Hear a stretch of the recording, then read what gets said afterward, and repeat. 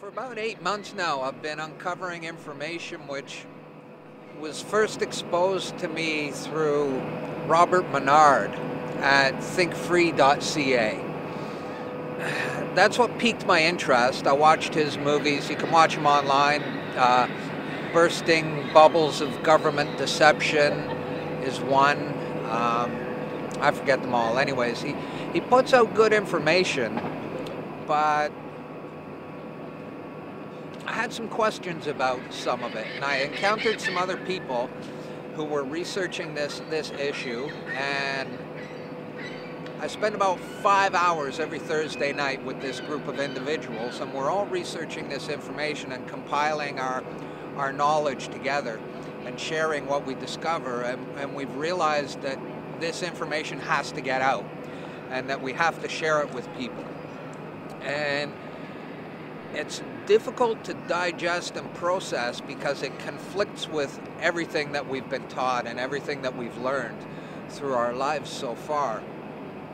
And sometimes I feel like the top of my head is just blowing wide open, but I'm processing and digesting the information as best I can.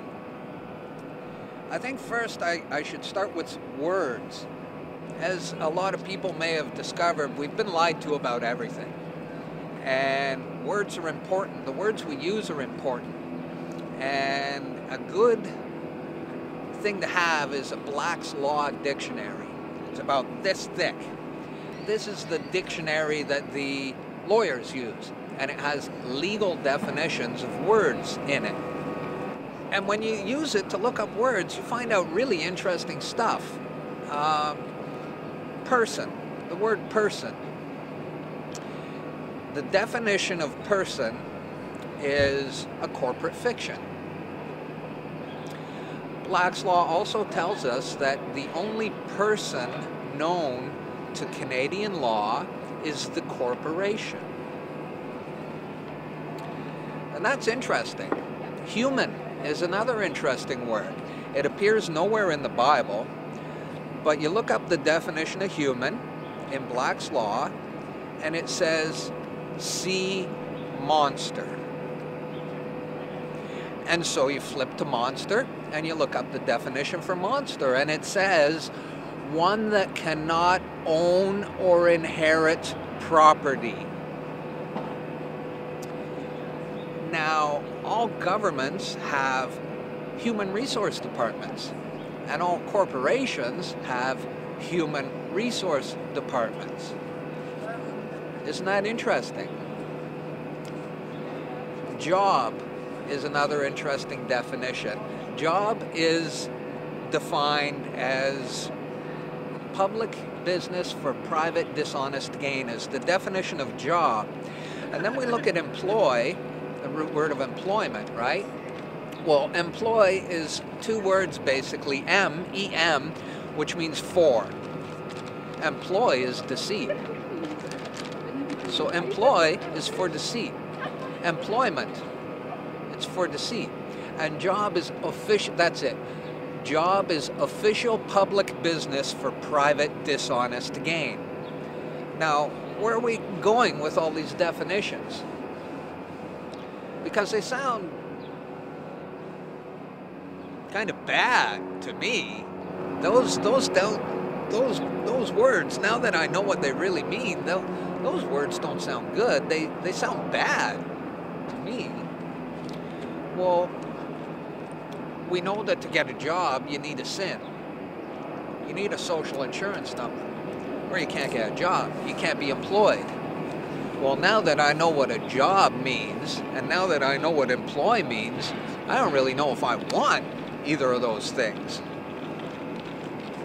But I've been spending some time on this journey acquiring documents, legal documents, from the Registrar General. Registrar General, doesn't that sound like military? That doesn't sound too good to me. To understand what's gone on with the social insurance, Woodrow Wilson, as you may know, for any of you who have done any research into the Federal Reserve, the central bankers, and the fiat currency system that we've been enslaved into, you'll know that Woodrow Wilson is the president who signed into law the Federal Reserve Act. And you may already know that the Federal Reserve is a private corporation. It's not federal. It has no reserves. It's a private corporation owned by offshore bankers. It's an offshore company that prints paper out of thin air. And that paper represents debt. It doesn't represent wealth, but we use it as a medium of exchange. There's a hidden lien attached to all Federal Reserve notes. And make no mistake, the Bank of Canada is the 13th Federal Reserve Bank. And we use Federal Reserve notes. And there's hidden liens attached to each of them.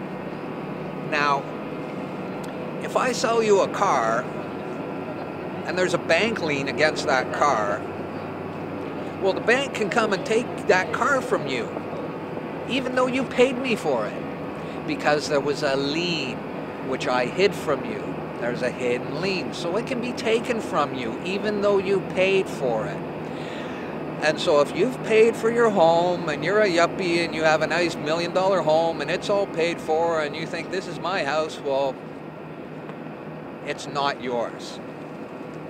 In fact, anything that can be taken from you is not yours to begin with. And if you refuse to pay property tax that someone claims you owe them, and as a result they can come and take your property away from you, it wasn't yours to begin with, was it? Getting back to Woodrow Wilson, his handler, the monarchy runs everything. All Commonwealth nations, Canada, the United States, Australia, England, the monarchy is what runs them all. We're not free here in Canada, nor are they in the States. Now, there was a man named Edward Mandell House, and he was Woodrow Wilson's handler. House was an Englishman. Actually, the Earl of Grey was his handler. Anyways, they had to put the Federal Reserve Act through in 1913 before the United States could enter into the First World War. The bankers wanted to fund America, incur debt and interest, and so they had to foment a condition whereby the United States would enter the First World War. But first they had to have the Federal Reserve Act through. So they ran that through in 1913. Now the official reason why the United States entered the First World War was the sinking of the Lusitania. You just need to watch The Money Masters by William Still and you'll find out the history of all this. The sinking of the Lusitania was orchestrated by Mandell House. He's not a nice guy. And here's what he had to say in a private meeting with Woodrow Wilson. Very soon, every American will be required to register their biological property. Let's back up for a moment first.